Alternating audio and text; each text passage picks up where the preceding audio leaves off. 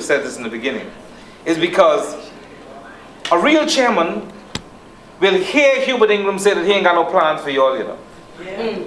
And when you hear the chief of the nation says, boy, I ain't got no foreseeable economic plan for y'all in Freeport, we can't be quiet. No. Repeat that. You see what I'm talking about? We cannot be quiet when the man say that he ain't checking for y'all. Let me put it another way. I don't understand that.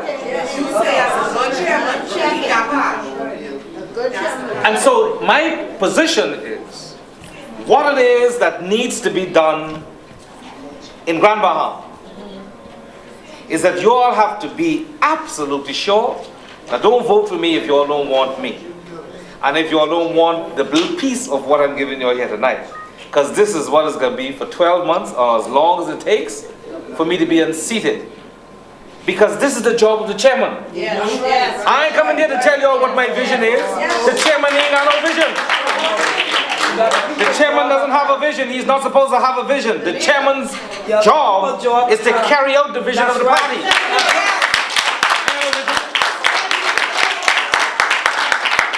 Whenever it is that if God grants me the opportunity to serve in some other capacity that I am supposed to have a vision, then I'll articulate what my vision is then. But the only vision I have is I am to serve and to articulate the position of the leader and of the party. Amen. And I have to devise strategies. The chairman is the strategist. He's the one who has to bring the information. He has to keep the party together. He has to get it ready for election. And he has to always make sure it is ready for election. I could stand here and I could talk to you about a lot of different ideas I have, but I ain't gonna waste your time.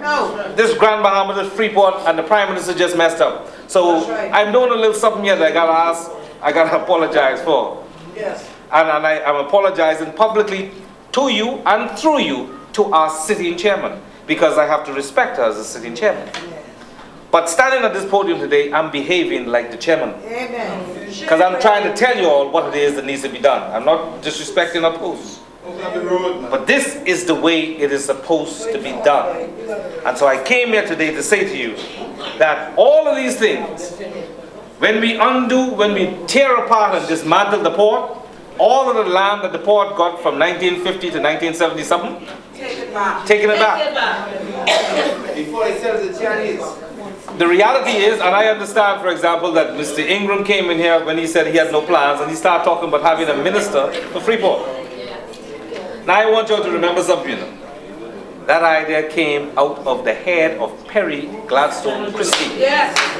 Now, I ain't here to campaign for Mr. Christie. He's capable of doing that for himself. Yes. But I am speaking at this moment about the leader of our party. And I can tell you the leader of our party sat down in private meetings when I was in Parliament. And he said, after 2004, Marcus Bettle, you all know Marcus Bettle? Yes. Good man. Now, everyone here is BLB, right? Yes. You're sure? Oh yeah. If anyone ain't too sure, I want them to walk out, because I want to say one or two things that was happening behind the scene that I could say in here, but I want to say in the air of anybody who ain't too sure. You better be sure, yeah? If you're half stepping, leave now. I agree. The reality is this. Marcus Bettle, as you all know, was the candidate for High Rock, and he was unsuccessful. He served as a cabinet minister. And when the shuffle was supposed to happen, you know, when we were in government, Marcus Bettle was supposed to be the Minister for Health. I was supposed to be the Minister for the Environment. Things changed. I have no, listen, I'm a part of a team, and if the team don't need me to do this, I can do whatever the team needs me to do. My point though is, at that time, which is one of the reasons why Mr. Christie insisted on me coming here after the hurricane, Mr. Christie changed his mind about certain things. And he thought that Marcus Bettle should have been made the minister for Freeport, or Grand Bahama, but for Freeport, I think it would have been the name. And the reason for it is that Perry Christie realized that the Port Authority was doing a terrible job in managing Freeport. And he thought that Marcus Bettle was the best placed person to serve as the minister responsible for this place.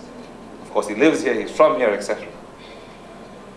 The idea because it's easy for the Prime Minister to create a ministerial post. And the idea came out of the PLP. So don't think that Hubert Ingram was coming up with something new. He borrowed that because I'm pretty certain, and I don't know for a fact because I was not in the cabinet, but I am fairly certain that Hubert Ingram would have seen that in the minutes of cabinet meetings, that they discussed that issue in cabinet. And that's why it is now being said that Mr. Nico Grant is likely to be the Minister for Grand Bahama or Freeport. So I need you all to make sure, tell everybody, don't tell them the details I just told you, but tell everybody that that ain't Hubert idea, that is Christie's idea. And if, God forbid, that if you say that you're supporting Christie, then you say it's the PLP idea. But I want to be sure that you understand that your party was not sitting still for 5 years, you know. No, they're working. And I believe in defense of Perry Christie that he got a bad rap, and we as PLPs did not defend his integrity.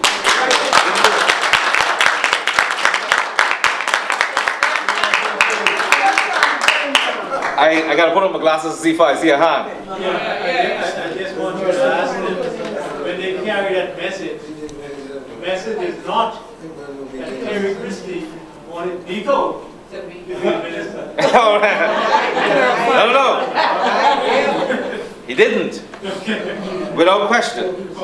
And so you all just got to understand that you had a visionary leader. Now, for those, there's some of you who know me well. I love Perry Christie. I respect him highly. I ain't gonna lie on him, and I ain't gonna lie for him.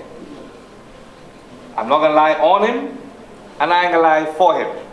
If you hear me say that this happened, you can take my word, it happened.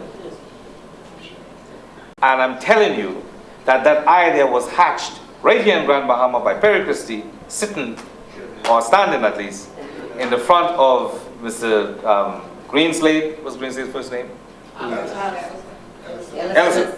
Ellison Greenslade was standing there. Edward St. George was standing there. And a few other people were standing there. Is it Albert Miller? I think it was Albert Miller. One of them. But, no, I'm just saying, these are people, no matter whether you like them or not, the fact is, these were the people who were in control of the port. Yes. These are the people that you all in Grand Bahama allowed to continue to rape you. So you call their names, so you get mad, and hopefully do something when you go to a convention. Alright? But I'm telling you all, the reality is, break up the port. You got my support, and any support, I can get support from Inago. You may not be able to get support from Inago, but I can get it from there, you know. And so on the floor, I run for chairman. Everybody didn't know that. When it's time to vote, you either vote for me, you don't vote for me. But I work in the floor for purposes. I ain't trying to say, if someone say, my uncle can talk to me, tell me why you want me to vote for me. I say, all right, I'll tell you one or two things, and I move it on. I think my reputation speaks enough for itself. I'm trying to make sure that we don't miss this boat. A lot of people are running for a lot of positions. The convention is not just about that. This is the PLP at its highest level. At its highest level. And we cannot allow our party at its highest level to simply just be about election.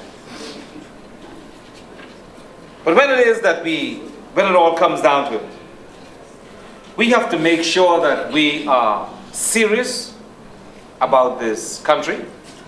We have to have a plan.